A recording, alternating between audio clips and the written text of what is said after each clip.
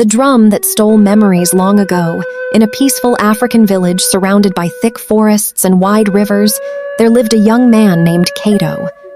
Kato loved music more than anything else in the world.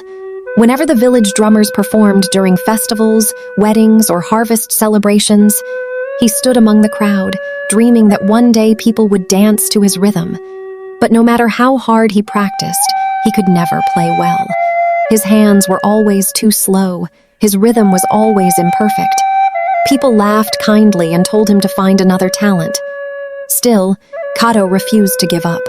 One evening, after another embarrassing performance, he wandered deep into the forest.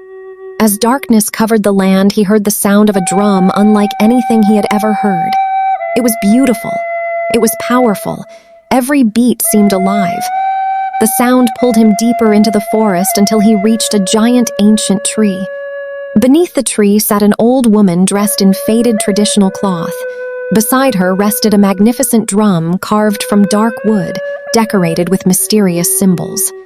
The old woman smiled. "You have been searching for music," she said. Kato nodded.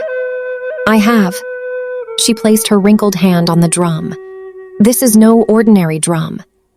It gives perfect skill to anyone who plays it. But every gift has a price." Kato listened carefully. "The drum will make you the greatest drummer your people have ever known. But after every performance, it will take one precious memory from your life." Kato laughed. "What is one memory compared to greatness?" The old woman looked into his eyes.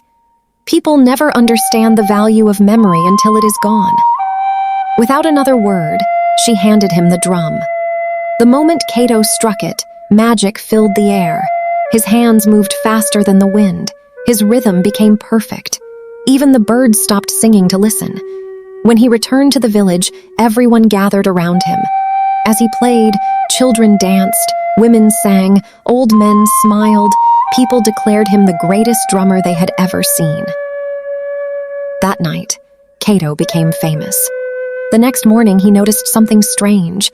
He could no longer remember the face of the teacher who had taught him as a child. He frowned for a moment but quickly ignored it. "It is only one memory," he told himself. Soon invitations came from neighboring villages. Every festival wanted Kato. Every king wanted him to perform. Each performance brought more wealth, more respect, more fame. But after every performance, another memory disappeared. He forgot the river where he had learned to swim. He forgot the song his mother used to sing while cooking.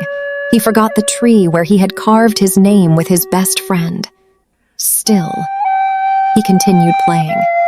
Fame had become sweeter than memory. Months passed. Kato became the most celebrated drummer in the region. People traveled for days just to hear him perform. Yet something inside him felt strangely empty. One evening, a little girl ran toward him. She hugged him tightly. "Father!" she cried. Kato froze. He looked at her with confusion. "I'm sorry. Who are you?" The little girl stepped back. Her smile disappeared. Tears filled her eyes. "You don't remember me?" His wife rushed forward. She stared at him in horror. "You have forgotten your own daughter." The village became silent.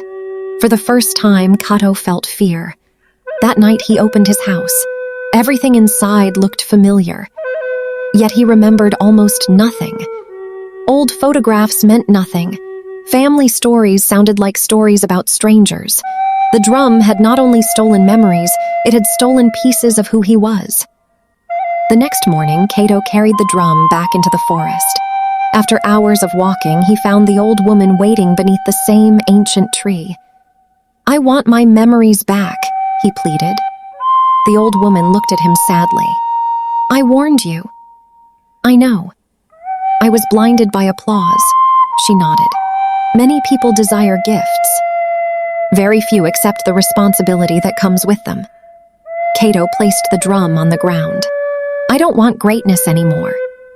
I only want my life." The old woman remained silent for a long moment. Finally, she spoke. "The drum can be returned, but the memories it has taken cannot all be restored."